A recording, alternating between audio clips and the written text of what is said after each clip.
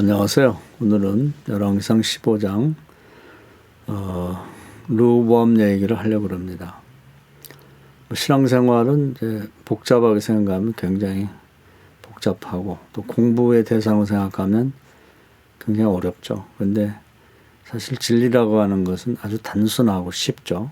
하나님은 우리가 잘 못할까 봐 쉽게 모든 걸 가르쳐 주셨고, 또 힘들고 어려운 건 하나님이 다 아시죠. 뭐 전쟁 같은 경우도 보면 하나님께서 다 앞서 싸우시고, 또 백성들은 뭐 뒤에 쫓아오면서 응원하고 또 찬양하고, 또 하나님이 다 이겨놓으시면 전리품 수고하고, 이제 그런 형태가 되는 거죠. 신앙생활이 뭐냐 하는 걸 계속 생각할 필요가 있습니다. 하나님께서는 우리 인간을 질그릇으로 생각하니까, 사실 뭐 진흙으로 만들었으니까, 흙으로 만들었으니까 옹기 그릇과 마찬가지죠. 그래서 아버지로서 우리에게 어렵고 힘든 건 잘 못 시키십니다. 그냥 그래서 하늘에서 너희들 혼자 살긴 어려우니까 구하고 찾고 두드려서 하늘에서 필요한 걸 갖다가 도움받아 살아라, 그런 것이죠. 그래서 이제 신구약을 통틀어 봤을 때 지혜로운 사람, 믿음 있는 사람들은 필요한 걸 하늘에서 다 갖다 썼죠. 그래서 하늘에서 찾으라, 이렇게 말씀하고 계십니다. 엘리야 시대에 뭐 땅에 가뭄이 드니까 아합 왕과 믿음 없는 사람들은 물을 찾으러 땅을 돌아다녔죠. 그래서 지하수를 끌어내려고 애를 썼는데, 엘리야는 다르게 생각하죠. 물이 하늘에 있다고 생각하고 하늘에서 물을 구합니다. 그래서 이제 하늘에서 비를 가져와서 3년 6개월 가뭄 들었던 대지를 이제 충분히 적시도록 그렇게 만들었죠. 차이가 거기 있는 것입니다. 그래서 진리를 너무 신앙생활에서 필요한 말씀을 어렵게 생각하지 말고, 하나님께서 하늘에 예배해 놓은 것 도움받아서 풍족하게 살고, 다른 사람도 풍족하게 살도록 나눠주고 이렇게 하라는 것입니다. 그래서 그러면 어떻게 해야 그럼 하나님으로부터 도움 받겠는가 하는 것이죠. 성경에 말씀하신 율법, 즉 말씀대로만 살면 형통하다. 신명기 28장을 기준으로 살면 편할 것 같아요. 하나님 말씀대로 다 지켜 행하면 무엇을 하든 어디로 가든 형통한다. 그래서 나가도 들어가도 복을 받고 자식도 잘 되고 농사도 잘 되고 가축도 잘 된다. 그러면 됐죠. 그럼 하나님 말씀 어기고 나면은 무엇을 해도 안 된다. 나가도 들어가도 저주받고 자식도 가축도 농사도 다 안 된다는 거죠. 하나님 안 된다면 정말 안 되는 거죠. 그래서 율법을 다 지켜야 하는데 그 다라는 말이 굉장히 중요합니다. 어딘가 한 가지 어긴다고 그러면 이제 거기서 문제가 터진다고 볼 수 있는 겁니다. 뭐 열왕기상에 쭉 보면 다윗 이후에 왕들이 등장하고 있습니다. 솔로몬 같은 경우 처음에는 잘했지만 이제 노년에 너무 많은 여자를 얻어가지고 또 이제 1000명의 이제 부인이 있었는데, 부인 중에는 이제 유력한 인물들, 다시 말하면 이제 다른 나라와 정략 결혼했는데 이스라엘보다 더 큰 나라의 공주를 데려온 경우는 이제 그 여자들이 와서 여호와를 믿는 신앙으로 개종하는 게 아니고 친정에서 믿던 신앙을 그냥 갖고 있게 되죠. 그러면서 친정에서 돈을 가져와서 뭐 신전을 짓고 행사를 하고, 솔로몬이 이제 그걸 쫓아다니다 보니까 영향을 받아서 하나님이 가장 싫어하는 10계명, 가장 중요한 1계명, 2계명을 어기게 되죠. 다른 신을 섬기고 우상을 만들고 절하는 행위를 하니까 이건 문제죠. 우리 신명기 28장을 근거로 생각해 보면 뭐 하나님 살아계시다면 반드시 뭐 벌이 있어야 되겠죠. 그래서 그건 예언했던 건데, 아니나 다를까 이제 하나님께서 진노하셔서 너를 당장 죽여 옳지만 네 아버지 다윗과의 약속 때문에 집행유예를 내린다. 그럼 회개할 기회를 줬죠. 그런데도 결국 회개하게 하지 않고 하나님이 그 벌로 이제 나라를 쪼개서 여로보암에게 주겠다고 하니까 그 여로보암을 죽이려고 하는 그런 어리석은 짓을 하는 것입니다. 그래서 결국은 이제 말년에 여기저기 나라에서 속국이라고 해야겠죠. 조공을 바친 나라들이 반역을 하고, 그리고 또 이제 자국에서도 반역이 일어나고, 그러면서 이제 어려움이 발생하게 됩니다. 그리고 나서 이제 같은 유사한 것이 반복된다. 그래서 어떻게 보면 신앙은 마치 수학 공식과 같다 이렇게 볼 수가 있습니다. 여로보암에게 이제 10지파를 떼어서 북쪽의 왕이 되게 만들어줬더니 또 여로보암도 그 솔로몬의 말년 같은 어리석은 짓을 하죠. 뭐 여러 가지 이유 때문에 북쪽에 가서 하나님을 더 섬기고 사실은 축복받았으니 잘하면 되는데 아주 그 역시 10계명, 1계명, 2계명을 어기면서 자기 왕권을 유지하기 위해서 단과 베델에 신전을 짓고 금송아지를 만들어 놓고 본인도 거기에 가서 뭐 분양을 하고 백성들도 그렇게 믿으라고 강요를 하죠. 이건 뭐 용서받을 수 없는 것이죠. 그렇기 때문에 또 우리가 예측할 수 있는 거죠. 미래에. 이게 뭔가 이런 식으로 하면 터진다. 뭔가 문제가 발생한다.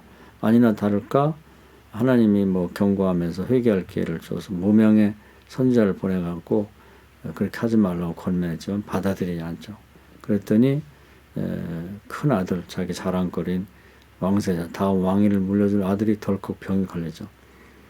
또 이 병이 걸렸으면 아이 큰일 났구나 하고 이제 회개했어야 되는데 그 기회를 또 놓치고 자기 아내의 왕비를 변장시켜가지고 겉으로는 하나님의 그 모든 그 명령을 거역하면서 내적으로는 몰래 자기가 왕이 될 거라고 예언했던 아히야에게 자기 부인을 변장시켜 보내가지고 아들을 어떻게 하면 치유받을 수 있겠나 물어보죠. 마이아가 이제 나이가 많이 들어서 맹인이 됐는데 하나님이 다 가르쳐 주죠. 아주 못된 여로보암 반역자가 부인을 보내가지고 죽을 병에 걸린 아들을 치유 방법을 볼 텐데 이런 자에 거절하고 내가 돌아갈 때 문지방을 다시 밟게 될 때 넘게 될 때 내 아들이 죽을 거다. 그렇게 예언했는데 정말 죽었죠. 그러면 사실 말씀이 하나님께서 내 여로보암 집안의 모든 남자가 다 죽어서 거름더미가 될 거다. 이렇게 말씀했는데 정말 그렇게 됐죠. 자, 솔로몬이 그랬고 또 여로보암이 그랬는데 남쪽에 이제 르호보암 어떻게 됐는가? 르호보암도 마찬가지죠. 오늘 말씀에 보면 이제 르호보암이라는 사람이 왕이 그 솔로몬의 아들인데 솔로몬이 많은 여자 부인이 있었죠. 그 중에도 율법에 보면 이제 왕을 비롯한 유대인들은 다 유대인하고 결혼하고 되어 있죠. 그런데 특히 왕이나 제사장이나 뭐 선지자 같이 기름 부음 받으면 더욱 그걸 지켜야 될 텐데 그 많은 여인 특히 솔로몬에게는 뭐 유대인 출신의 부인도 많이 있을 텐데 하필이면 암몬 출신의 그 여자에게 몸에서 난 르호보암을 왕으로 세웠죠. 이제 이게 문제죠.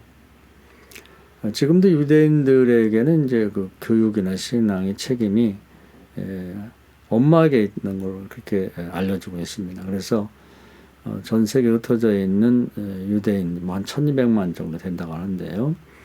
유대인이 아니냐를 이제 판가름할 때 아빠가 다른 뭐 이민족인 경우 엄마가 유대인이면 유대인으로 쳐준다고 합니다. 그러나 여자가 이민족이고 아빠가 유대인이라 하면 그런 경우는 이제 그 몸에서 난 자녀를 유대인으로 쳐주지 않는다고 합니다.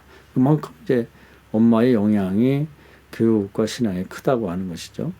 여기 역시도 솔로몬의 자식이지만 엄마가 암몬 사람이다 보니까 우상숭배의 영향을 받을 수밖에 없었겠죠. 어릴 때부터 그 신전에 데려가서 자기 아들이니까 거기에 뭐 행사에 참여하고 절을 시키고 막 그랬을 것 같아요. 그러다 보니까 왕이 된 다음에 하나님께서 기름 부어 왕을 삼았는데 이제 우상숭배를 하는 게 되는 거죠. 온갖 우상을 다 섬겼다 그러고 또 신앙적으로 타락하다 보니까 윤리적으로 타락해서 뭐 남자가 남자를 좋아하고 여자가 여자를 좋아하는 이런 성적 타락까지 일어나니까 우리가 또 예측할 수가 있는 거죠.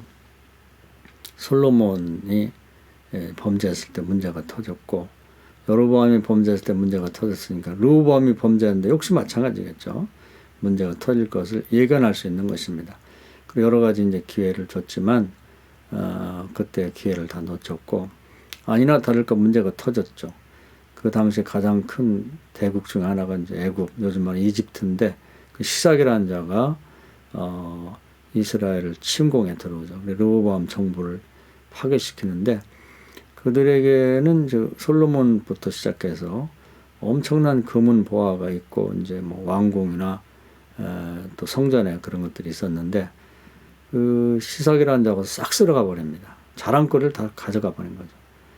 그래서 뭐 호위 대장, 뭐 성전이나 또는 뭐 궁전 수비대들이 가장 자랑스럽게 생각한 것이 솔로몬 시대 때 가지고 있던 그 금으로 된 방패, 뭐 화려함과 뭐 부귀영화의 상징이라고 봐야 됐죠. 그걸 다 가져가는 바람에 뭐 정말 금이 없었던 것 같아요. 그래서 노쇠로다가 그 방패를 만들었다. 그것도 빼앗길까봐 드러났다, 그럼 가지고 나왔다 이렇게 했다는 것이죠.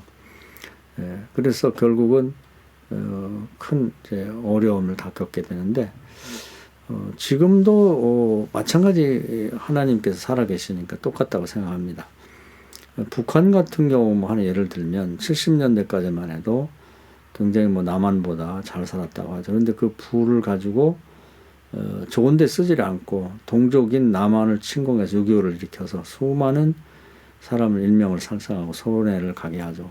그런 다음에는 하나님께서 이제 3년 가뭄을 때리는 바람에 지금은 거의 거지태 같은 나라가 되고 말았죠. 싹 쓸어가 버렸습니다.